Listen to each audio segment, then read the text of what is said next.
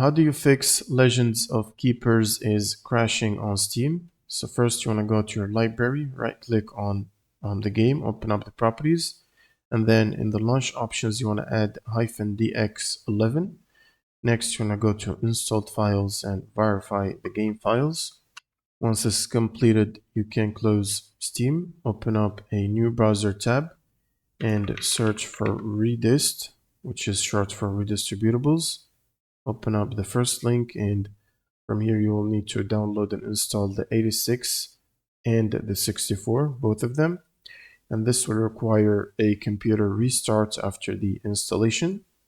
Next, you want to check for your GPU driver updates. So whether you're using the NVIDIA app or the AMD software, you can go to drivers, check for driver updates, and make sure to install them.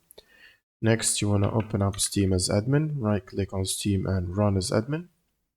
And then all you need to do is launch the game from your Steam library, and that should fix the crash problem. Thanks for watching and subscribe.